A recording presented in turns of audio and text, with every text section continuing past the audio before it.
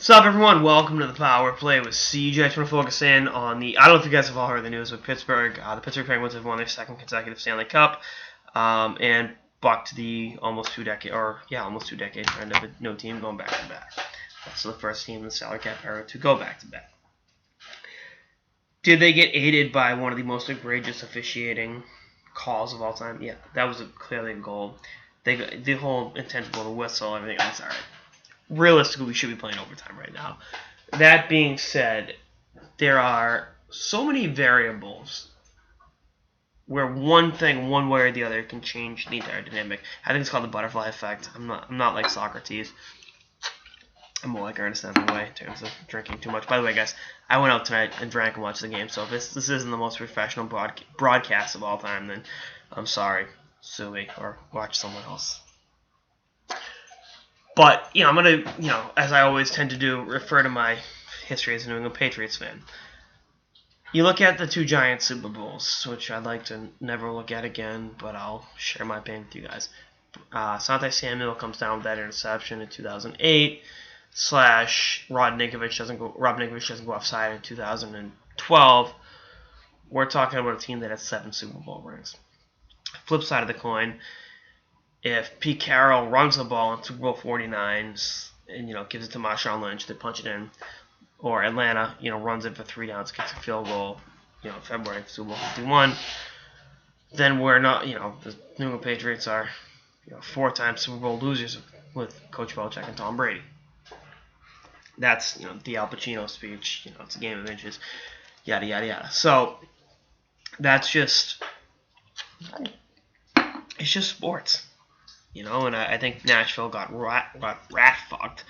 But my counter argument is, even if they win tonight, they're still going to go to Pittsburgh and win Game 7, which they have not won a game in Pittsburgh this year.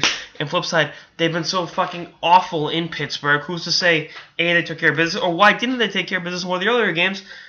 And we're not having this discussion. Before you say, oh, well, CJ, you're a Bruins fan. They sucked the 3 games in Vancouver before Game 7 in 2011. No, they didn't. They lost 3 one-goal games. Game 1 was 1-0. Game 2 was an overtime game. I think Game 3 was 1-0. Bounce here, bounce there. They won the cup of. They don't have to go out to Vancouver for game 7. Heartburn right there. Sad.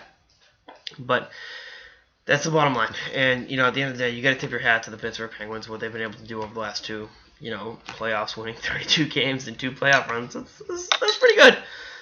Not bad.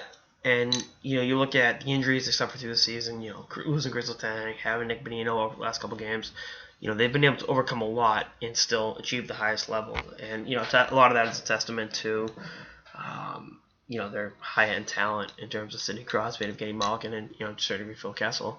But you look what Jimmy Rutherford's done, the last couple of years. I mean, he plucked Carl Hagman out of Anaheim after the Rangers traded him away. Anaheim thought they were getting... the Rangers, Carl Hagel, and they weren't using him effectively. And then he went back.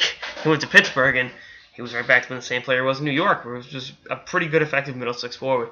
You look at, pulling off the Kessel deal, not letting the Steve Simmons of the world scare you off and trading for a guy like Phil Kessel. And now, let me be the first to say Phil Kessel is a 2-time Stanley Cup champion. Again, you just got to tip your hat to the Penguins and what they've been able to do. And did they get fucked over in Nashville? Yes. Will I talk more about both teams over the course of the offseason? Yes. But we're at the offseason now, believe it or not.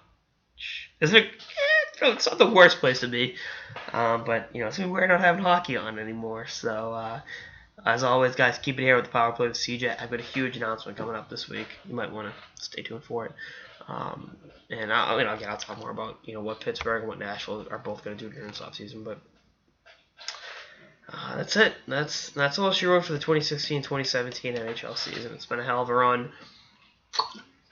My Bruins are back in the playoffs. We saw some great rookies. Pittsburgh went back to back. We finally shut down the narrative of no back-to-back Stanley Cup champions in the salary cap era. Nashville has proven that it is a hockey market, which people like me have been saying for years. It's good. It's a good season. Really fun. This is one of my favorite NHL seasons in the last decade of my fandom. you look at, again, the players that made their debuts, the players that took their games to the next level. The Penguins shooting on that narrative, all the fun times that they were having in Nashville, and obviously keep here at the power play with CJ off season. Again, like I said, I got a pretty big announcement coming up soon. Should be later this week, and yeah. Stay tuned for more episodes of the Power Play with CJ throughout the off season and beyond. Later, guys.